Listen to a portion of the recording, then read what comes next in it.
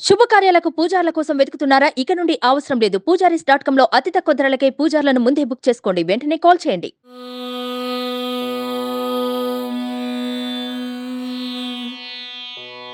मार्कण्डेयोवाच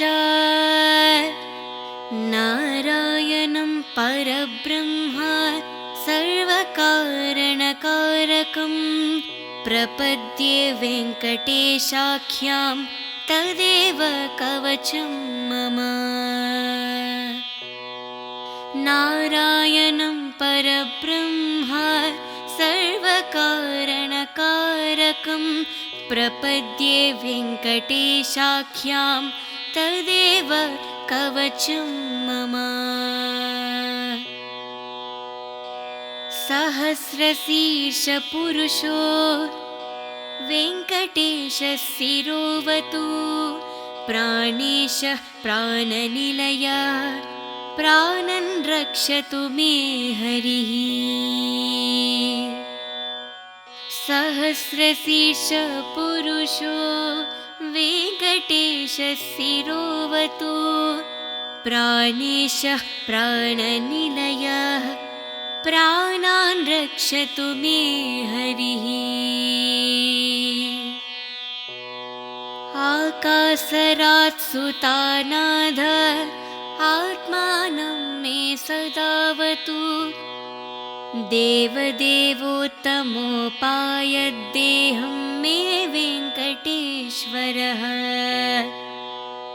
आकाशरात् सुतानाथ आत्मानं मे सदावतु देवदेवोत्तमोपायदेहं मे वेङ्कटेश्वरः। सर्वत्र सर्वकालेषु मङ्गाम्बाजनीश्वरः पालयन् मां सदा कर्म साफल्यं नः प्रयच्छतु। सर्वत्र सर्वकालेषु मङ्गाम्बाजनीश्वरः पालयन् मां सदा कर्म साफल्यं नः प्रयच्छतु। यायतद्वज्रकवचमभेद्यं वेङ्कटे स्थितुः श्यामप्रतः पठेन्नित्यं मृत्युं तार्ति निर्भयः। यायतद्वज्रकवचमभेद्यं वेङ्कटे स्थितुः श्यामं प्रतः पठेन्नित्यं मृत्युं तरति निर्भयः। इति श्री वेङ्कटेश्वर वज्रकवचस्तोत्रं सम्पूर्णम्।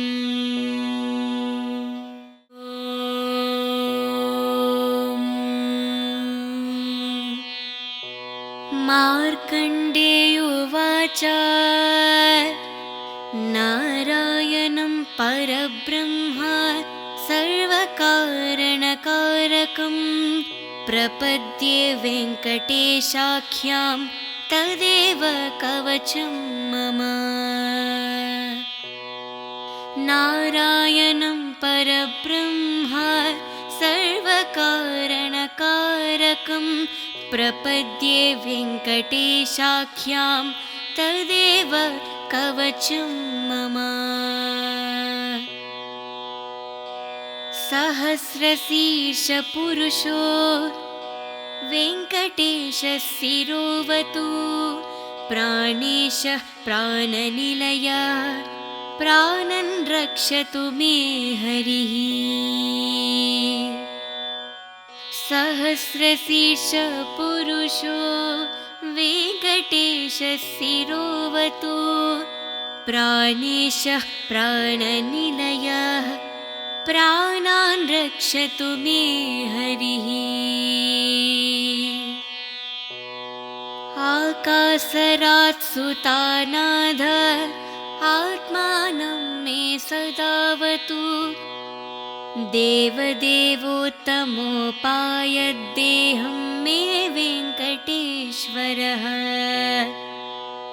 आकासरात् सुतानाथ आत्मानं मे सदावतु देवदेवोत्तमोपायादेहं मे वेङ्कटेश्वरः सर्वत्र सर्वकालेषु मङ्गाम्बाजनीश्वरः पालयन् मां सदा कर्म साफल्यं नः प्रयच्छतु सर्वत्र सर्वकालेषु मङ्गाम्बाजनीश्वरः पालयन् मां सदा कर्म साफल्यं नः प्रयच्छतु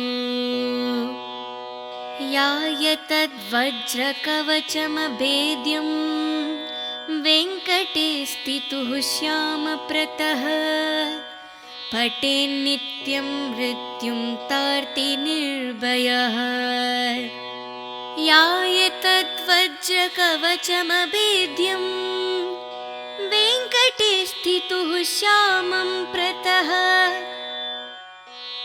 पठेन्नित्यं मृत्युं तरति निर्भयः इति श्री वेङ्कटेश्वर वज्रकवचस्तोत्रं सम्पूर्णम्।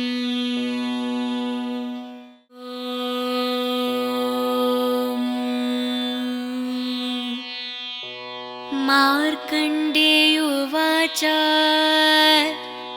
नारायणं परब्रह्म सर्वकारणकारकं प्रपद्ये वेङ्कटेशाख्यां तदेव कवचं मम नारायणं परब्रह्म सर्वकारणकारकं प्रपद्ये वेङ्कटेशाख्यां तदेव कवचं मम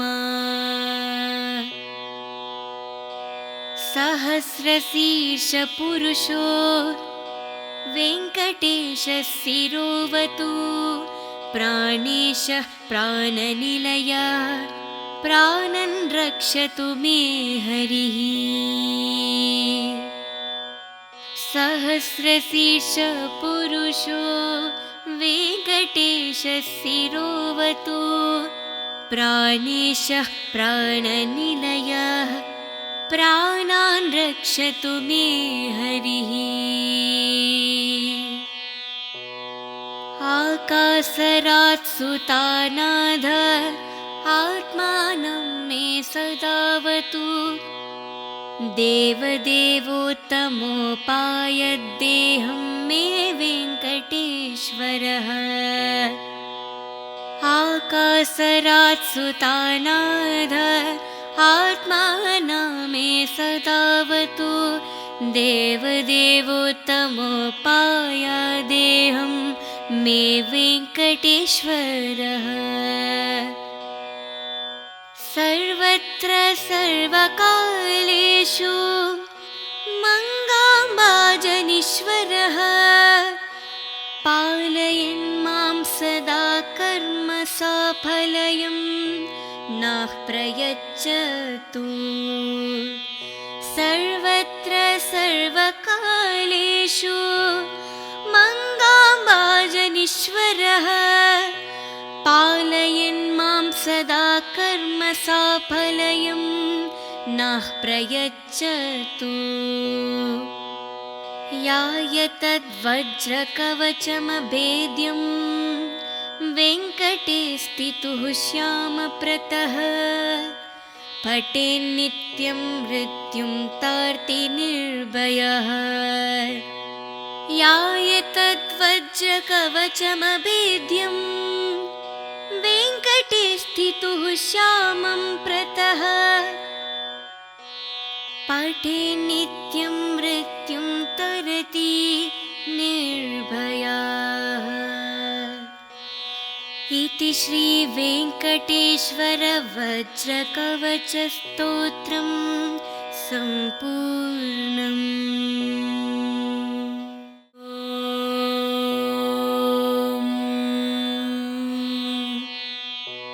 मार्कण्डेयोवाच नारायणं परब्रह्म सर्वकारणकारकं प्रपद्ये वेङ्कटेशाख्यां तदेव कवचं मम। नारायणं परब्रह्म सर्वकारणकारकं प्रपद्ये वेङ्कटेशाख्यां तदेव कवचं मम। सहस्रशीर्षपुरुषो वेङ्कटेशशिरोवतु प्राणेशः प्राणनिलयः प्राणन् रक्षतु मे हरिः। सहस्रशीर्षपुरुषो वेङ्कटेशशिरोवतु प्राणेशः प्राणनिलयः प्राणान् रक्षतु मे हरिः। आकाशरात् सुतानाथ आत्मानं मे सदावतु देवदेवोत्तमोपायद्देहं मे वेङ्कटेश्वरः। आकाशरात् सुतानाथ आत्मानं मे सदावतु देवदेवोत्तमोपायदेहं मे वेङ्कटेश्वरः। सर्वत्र सर्वकालेषु मङ्गाम्बाजनीश्वरः पालयन् मां सदा कर्म साफल्यं नः प्रयच्छतु।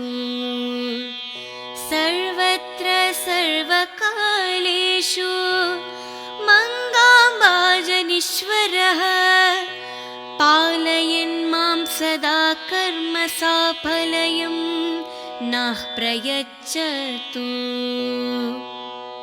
याय तद्वज्रकवचमभेद्यं वेङ्कटे स्थितुः श्यामप्रतः पठेन्नित्यं मृत्युं तार्ति निर्भयः।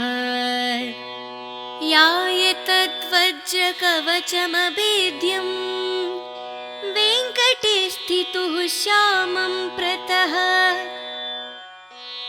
पठेन्नित्यं मृत्युं तरति निर्भयः।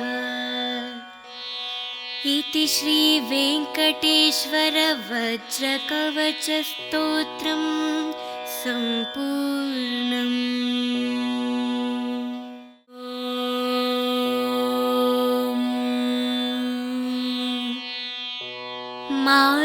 मार्कण्डेयोवाच नारायणं परब्रह्म सर्वकारणकारकं प्रपद्ये वेङ्कटेशाख्यां तदेव कवचं मम। नारायणं परब्रह्म सर्वकारणकारकं प्रपद्ये वेङ्कटेशाख्यां तदेव कवचं मम। सहस्रशीर्षपुरुषो वेङ्कटेशशिरोवतु प्राणेशः प्राणनिलयः प्राणन् रक्षतु मे हरिः। सहस्रशीर्षपुरुषो वेङ्कटेशशिरोवतु प्राणेशः प्राणनिलयः प्राणान् रक्षतु मे हरिः। आकाशरात् सुतानाथ आत्मानं मे सदावतु देवदेवोत्तमोपायद्देहं मे वेङ्कटेश्वरः आकासरात् सुतानाथ आत्मानं मे सदावतु देवदेवोत्तमोपायादेहं मे वेङ्कटेश्वरः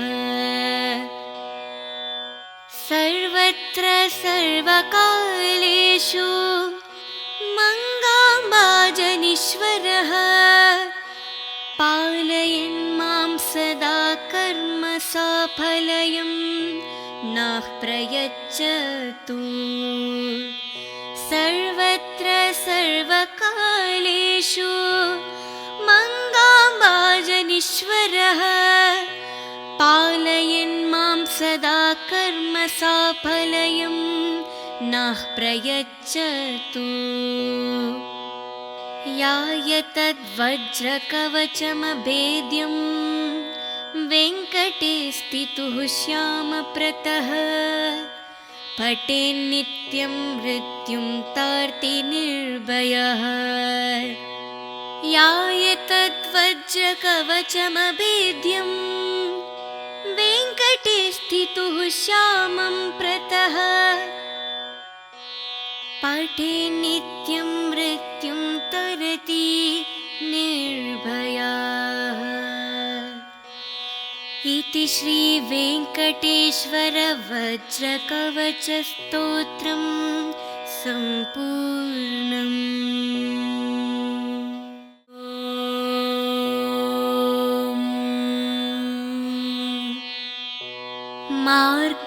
मार्कण्डेयोवाच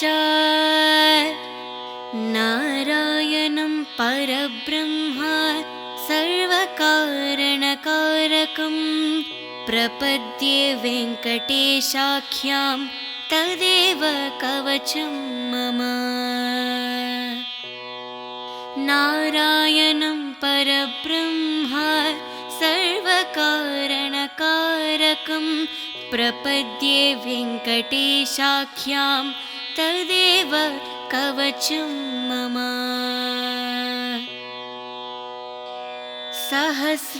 सहस्रशीर्षपुरुषो वेङ्कटेशः शिरोवतु प्राणेशः प्राणनिलयः प्राणन् रक्षतु मे हरिः सहस्रशीर्षपुरुषो वेङ्कटेशः शिरोवतु प्राणेशः प्राणनिलयः प्राणान् रक्षतु मे हरिः आकासरात् सुतानाथ आत्मानं मे सदावतु देवदेवोत्तमोपायद्देहं मे वेङ्कटेश्वरः आकासरात् सुतानाथ आत्मानं मे सदावतु देवदेवोत्तमोपायादेहं मे वेङ्कटेश्वरः सर्वत्र सर्वकालेषु मङ्गाम्बाजनीश्वरः पालयन् मां सदा कर्म साफल्यं नः प्रयच्छतु सर्वत्र सर्वकालेषु मङ्गाम्बाजनीश्वरः पालयन् मां सदा कर्म साफल्यं नः प्रयच्छतु याय तद्वज्रकवचमभेद्यं वेङ्कटे स्थितुः श्यामप्रतः पठेन्नित्यं मृत्युं तार्ति निर्भयः याय तद्वज्रकवचमभेद्यं वेङ्कटे स्थितुः श्यामं प्रतः पठेन्नित्यं मृत्युं तरति निर्भयः इति इति श्रीवेङ्कटेश्वर वज्रकवचस्तोत्रं सम्पूर्णम्।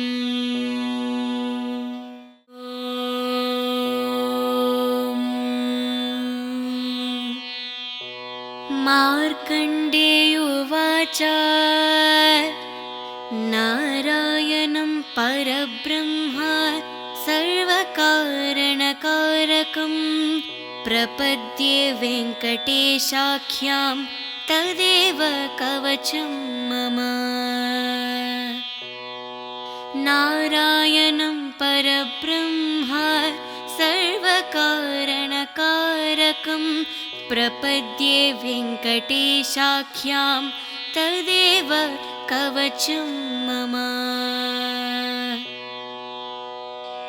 सहस्रशीर्षपुरुषो वेङ्कटेशशिरोवतु प्राणेशः प्राणनिलयः प्राणन् रक्षतु मे हरिः। सहस्रशीर्षपुरुषो वेङ्कटेशशिरोवतु प्राणेशः प्राणनिलयः प्राणान् रक्षतु मे हरिः। आकाशरात् सुतानाथ आत्मानं मे सदावतु देवदेवोत्तमोपायद्देहं मे वेङ्कटेश्वरः। आकाशरात् सुतानाथ आत्मानं मे सदावतु देवदेवोत्तमोपायदेहं मे वेङ्कटेश्वरः। सर्वत्र सर्वकालेषु मङ्गाम्बाजनीश्वरः पालयन् मां सदा कर्म साफल्यं नः प्रयच्छतु। सर्वत्र सर्वकालेषु मङ्गाम्बाजनीश्वरः पालयन् मां सदा कर्म साफल्यं नः प्रयच्छतु।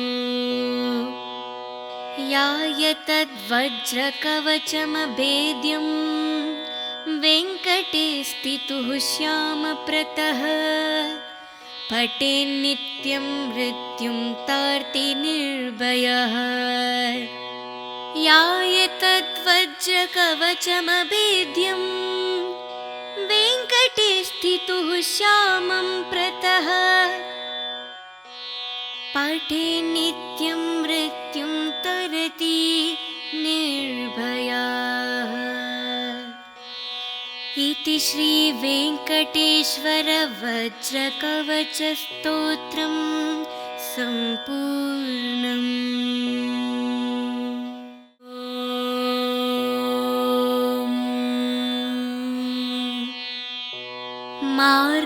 मार्कण्डेयोवाच नारायणं परब्रह्म सर्वकारणकारकं प्रपद्ये वेङ्कटेशाख्यां तदेव कवचं मम। नारायणं परब्रह्म सर्वकारणकारकं प्रपद्ये वेङ्कटेशाख्यां तदेव कवचं मम। सहस्रशीर्षपुरुषो वेङ्कटेशशिरोवतु प्राणेशः प्राणनिलयः प्राणन् रक्षतु मे हरिः। सहस्रशीर्षपुरुषो वेङ्कटेशशिरोवतु प्राणेशः प्राणनिलयः प्राणान् रक्षतु मे हरिः। आकाशरात् सुतानाथ आत्मानं मे सदावतु देवदेवोत्तमोपायद्देहं मे वेङ्कटेश्वरः आकासरात् सुतानाथ आत्मानं मे सदावतु देवदेवोत्तमोपायादेहं मे वेङ्कटेश्वरः सर्वत्र सर्वकालेषु मङ्गाम्बाजनीश्वरः पालयन् मां सदा कर्म साफल्यं नः प्रयच्छतु सर्वत्र सर्वकालेषु मङ्गाम्बाजनीश्वरः पालयन् मां सदा कर्म साफल्यं नः प्रयच्छतु याय तद्वज्रकवचमभेद्यं वेङ्कटे स्थितुः श्यामप्रतः पठेन्नित्यं मृत्युं तार्ति निर्भयः याय तद्वज्रकवचमभेद्यं वेङ्कटे स्थितुः श्यामं प्रतः पठेन्नित्यं मृत्युं तरति निर्भयः इति श्री वेङ्कटेश्वर वज्रकवचस्तोत्रं सम्पूर्णम्।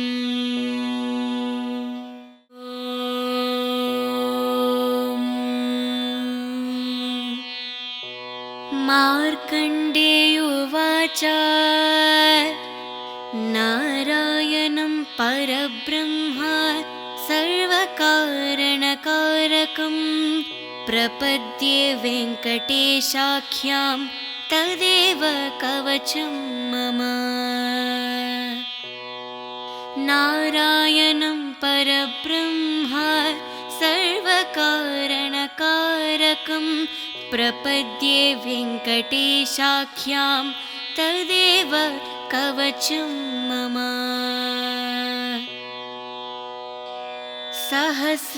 सहस्रशीर्षपुरुषो वेङ्कटेशः शिरोवतु प्राणेशः प्राणनिलयः प्राणन् रक्षतु मे हरिः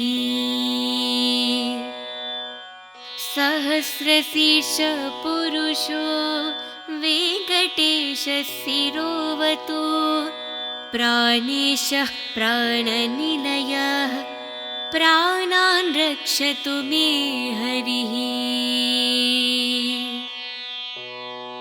आकासरात् सुतानाथ आत्मानं मे सदावतु देवदेवोत्तमोपायद्देहं मे वेङ्कटेश्वरः आकासरात् सुतानाथ आत्मानं मे सदावतु देवदेवोत्तमोपायादेहं मे वेङ्कटेश्वरः सर्वत्र सर्वकालेषु मङ्गाम्बाजनीश्वरः पालयन् मां सदा कर्म साफल्यं नः प्रयच्छतु सर्वत्र सर्वकालेषु मङ्गाम्बाजनीश्वरः पालयन् मां सदा कर्म साफल्यं नः प्रयच्छतु याय तद्वज्रकवचमभेद्यं वेङ्कटे स्थितुः श्यामप्रतः पठेन्नित्यं मृत्युं तार्ति निर्भयः याय तद्वज्रकवचमभेद्यं वेङ्कटे स्थितुः श्यामं प्रतः पठेन्नित्यं मृत्युं तरति निर्भयः इति श्रीवेङ्कटेश्वर वज्रकवचस्तोत्रं सम्पूर्णम्।